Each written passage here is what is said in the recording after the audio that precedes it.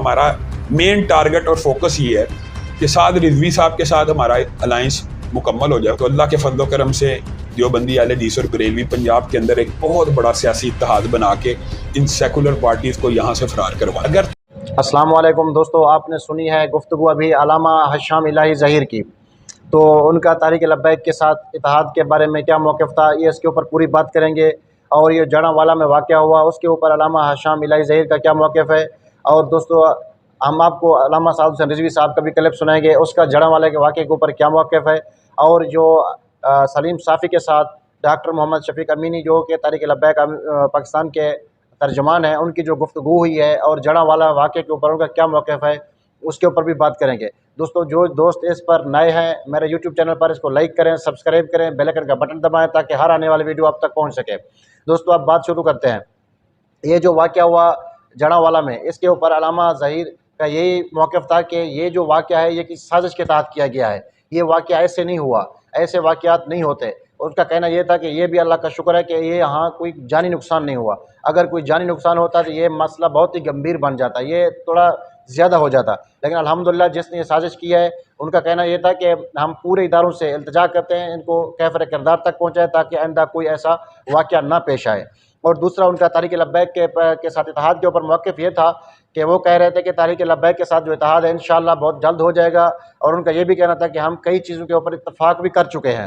جب ان سے پوچھا گیا کہ آپ کی سعد حسین رضوی سے ملاقات طے تھی کہ ہوئی نہیں ہوئی، تو ان کا یہ کہنا تھا کہ یہ باتیں بتانے کی نہیں ہوتی ہیں زیادہ پبلک میں، تو انشاءاللہ ہمارا بہت اتفاق ہو چکا ہے، ہمارا اتحاد ہو جائے گا. ہم جو ہے نا وہ اتحاد کر رہے ہیں کسی ایک ہی سیاسی نام کے اوپر، پلیٹ فارم یعنی کہ سب آ جائیں ایک ہی نام پر، تو انشاءاللہ کسی ایک نام پر آ جائیں گے. اگر ایک نام پر نہ آئی تو انشاءاللہ ہمارا سیاسی اتحاد ہوگا. اور اگر وہ بھی نہ ہو سکا تو انشاءاللہ سیٹ ایڈجسٹمنٹ ہوگی. سیٹ ایڈجسٹمنٹ کم سے کم ان کا کہنا یہ تھا کہ 20 سے 25 سیٹوں پر تو ہماری سیٹ ایڈجسٹمنٹ ہو سکتی ہے. ان کا یہ کہنا تھا کہ اگر ہمارا اتحاد ہو گیا تو ہم پنجاب میں حکومت بنا سکتے ہیں، کیونکہ جماعت اسلامی بھی ہے، جمعیت علماء اسلام بھی ہے، تحریک لبیک پاکستان بھی ہے اور چھوٹی بڑی تنظیمیں بھی ہیں.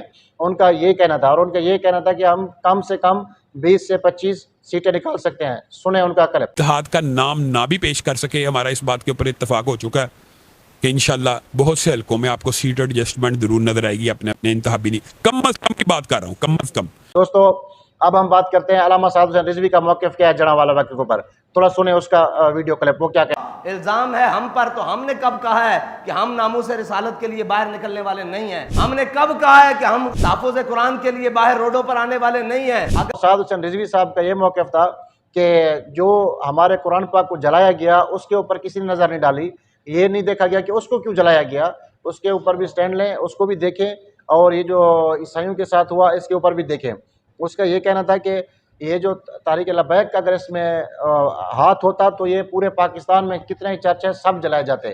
تو اب ہم بات کرتے ہیں ڈاکٹر محمد شفیق امینی.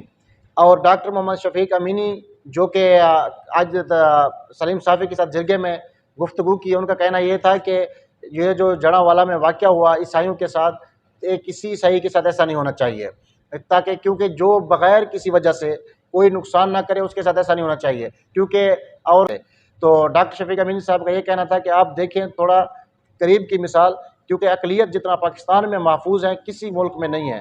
اس کا یہ کہنا تھا کہ مثال کے طور پر آپ بھارت کو دیکھتے تو 1-2 ہفتوں میں اگر پچھلی تاریخ میں دیکھیں تو کتنا چرچ جلائے گئے، ادھر کتنا ظلم ہوا، کسی نے کوئی آواز نہیں اٹھائی.